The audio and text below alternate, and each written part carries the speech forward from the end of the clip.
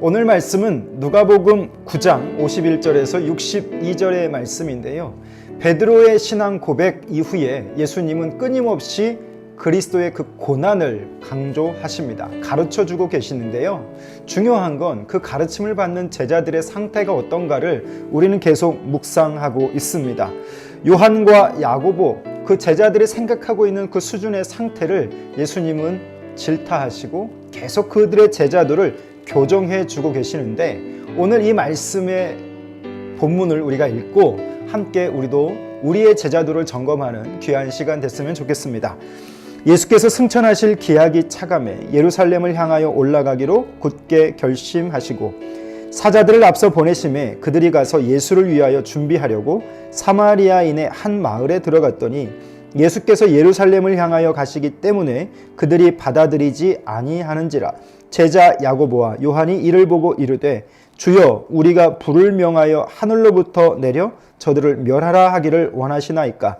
예수께서 돌아보시며 꾸짖으시고 함께 다른 마을로 가시니라. 길 가실 때에 어떤 사람이 여짜오되 어디로 가시든지 나는 따르리이다. 예수께서 이르시되 여우도 굴이 있고 공중의 새도 집이 있으되 인자는 머리 둘 곳이 없도다 하시고, 또 다른 사람에게 나를 따르라 하시니 그가 이르되 나로 먼저 가서 내 아버지를 장사하게 허락하옵소서.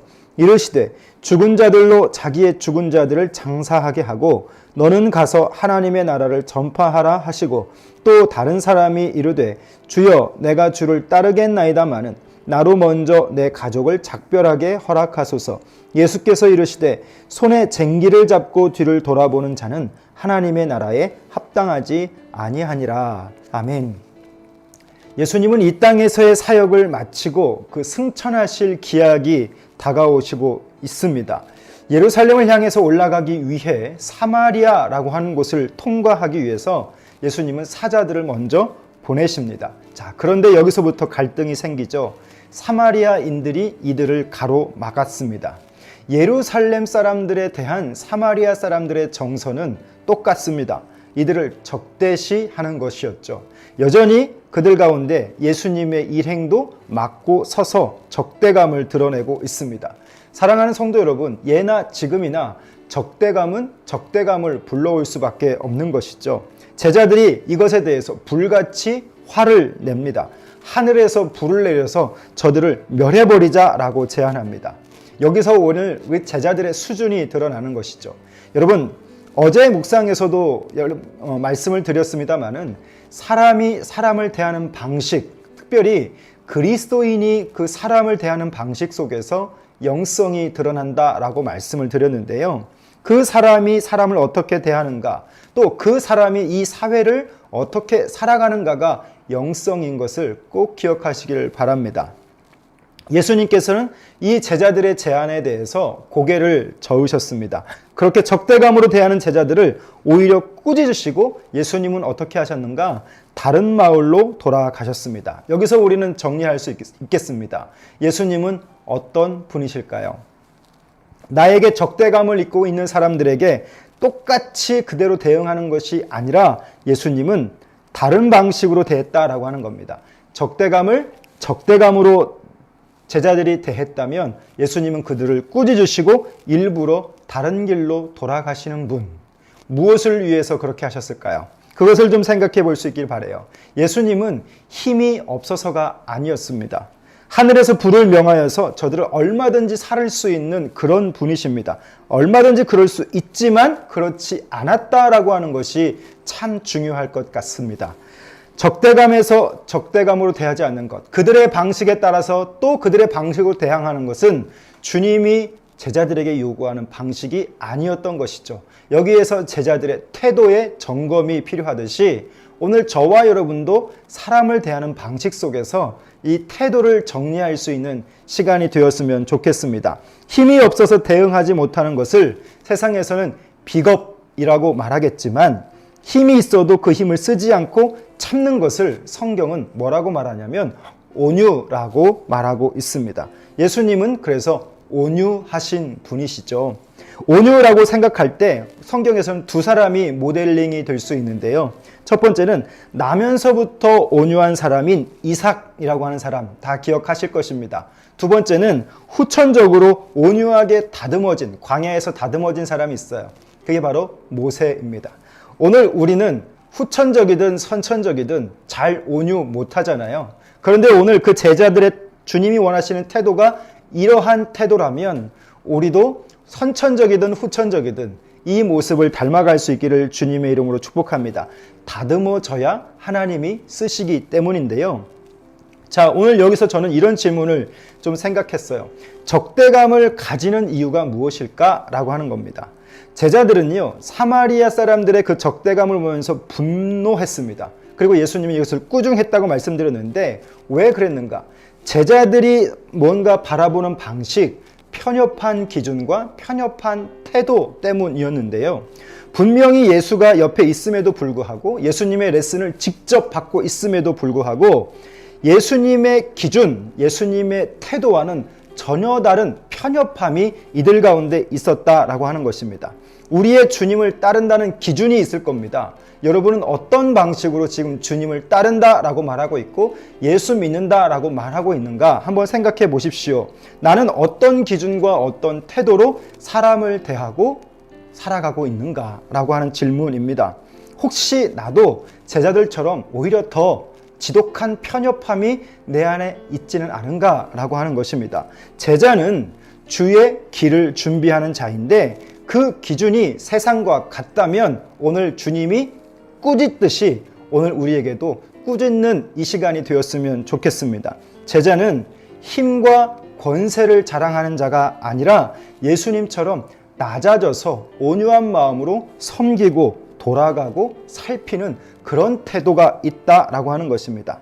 요즘 우리 사회에 나오는 뉴스들을 한번 잘 들어보십시오. 이것이 오늘 우리의 묵상과도 연결이 될 것 같은데요. 교회가 지금 이 아픈 사회를 낮아져서 이렇게 섬길 수 있었다면 이렇게 집단 이기주의적인 열매가 나타나지 않을 겁니다. 그 잘못된 열매들로 오늘 기독교의 그 분노지수가 엄청나게 이 사회 속에서 올라가고 있지 않습니까? 지금 이 사회를 교회가 낮아져서 섬긴다면 나만이라도 우리만이라도 그런 기준과 태도가 있다면 이 세상은 조금씩 달라질 수 있을 거라고 생각합니다. 예수님의 사마리아를 대하는 태도 한마디로 온유라고 말할 수 있는데 이 온유함이 이 땅의 교회, 이 땅의 그리스도인들에게 좀 채워져야 되지 않을까. 그래서 오늘 교회가 이 세상을 살아감에 있어서 너무 편협한 기준과 태도로 나아가고 있기 때문에 저는 그런 생각을 했습니다. 아무리 능력 있고 아무리 재주가 탁월하고 지식이 많다 해도 온유하지 않은 사람은 하나님은 사용하지 않습니다. 온유할 때까지 그 사람이 다듬어질 때까지 하나님은 기다리고 계시는 분이신 것이죠. 오늘 이 예수님의 사마리아를 대하는 태도를 보면서 또 제자들을 대하는 태도를 보면서 저는 예수님의 온유하심을 생각합니다. 마지막으로 오늘 말씀에 기록되어 있는 것, 더 중요한 일이 오늘 하나님의 나라, 특별히 제자들이 따라가야 하는 그 시점에 있는 것을 보게 되는데요. 어떤 이야기가 등장합니까? 자기 부친을 장사 지내는 일, 이것과 예수님을 따르는 일, 이것이 충돌이 되고 있습니다. 자, 여기에서 우리가 더 중요한 일이 무엇인가를 생각해 볼 수 있는데 주님이 부르신다면 그 일마저도 관두고 따를 수 있는가에 대한 질문인 것이죠.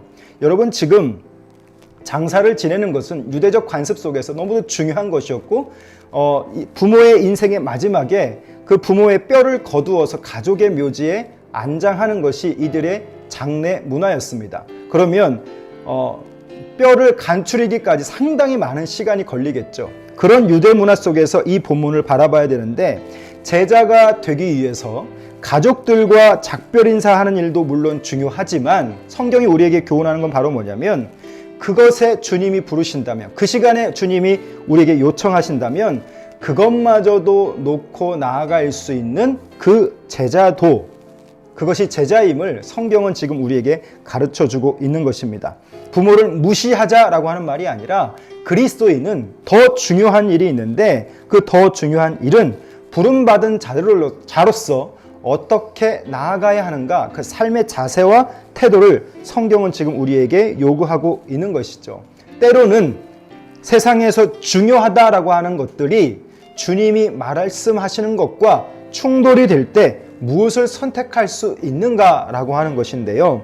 더 중요한 일이 내 안에서 무엇인지를 다시 한번 C줄로 세울 수 있는 이 시간이 되었으면 좋겠습니다. 더 중요한 일이 분명히 있기 때문이죠. 오늘도 하루가 밝았습니다. 이 하루가 온유로 배워지는 하루가 될 수 있기를 바랍니다. 제자로서 오늘 예수님이 이 땅에서 어떻게 사셨는가, 나에게 적대감을 가지고 대하는 사람들에게조차 적대감으로 대하지 않고 온유와 겸손으로 그들을 섬길 수 있는 이 온유함이 익숙해지는 삶 될 수 있도록 기도하는 이 시간이 됐으면 좋겠고요. 또 특별히 이 세상과 주님이 요구하시는 것 속에서 오늘 더 중요한 것은 나에게 무엇인가 점검해보는 귀한 이 시간 될 수 있기를 바랍니다. 기도하겠습니다. 살아계신 우리 아버지 하나님, 오늘도 말씀을 통해서 내 안에 있는 연약함을 보게 하시니 감사합니다. 사람을 대하는 방식, 그것이 영성임을 깨닫습니다. 내가 사람을 어떻게 대하는지, 내가 그리스도인으로서 이 사회를 어떻게 살아가는지 점검하는 이 시간이 되게 해 주십시오. 적대감을 드러내는 사마리아인들을 향해 분노하는 제자들이 아니라 예수님처럼 돌아가고 온유함으로 대할 수 있는 영의 성숙함이 오늘 내 안에 있어지기를 원합니다. 하나님, 힘이 없어 대응 못하는 것이 비겁이지만 힘이 있어도 그 힘을 쓰지 않는 것은 온유라 생각합니다. 하나님, 이 온유함이 내 안에 가득할 수 있도록, 우리 안에 가득할 수 있도록 도와주시옵고, 이 사회 속에서 우리 교회가 또 이 그리스도인들이 온유할 수 있기를 원합니다. 하나님, 또 오늘 말씀 속에서 더 중요한 일이 무엇인지 생각하게 하시니 감사합니다. 때로는 세상에서 중요하다 생각하는 일마저도 마다할 줄 아는 우선순위 있는 더 중요한 일이 무엇인지 분별할 수 있는 삶이 될 수 있도록 인도해 주옵소서. 예수님 이름으로 기도합니다. 아멘. 오늘도 하루가 밝았습니다. 여러분의 삶 속에 주의 말씀이 담겨져서 그 말씀으로 이 하루 살아갈 수 있기를 주님의 이름으로 축복합니다. 감사합니다.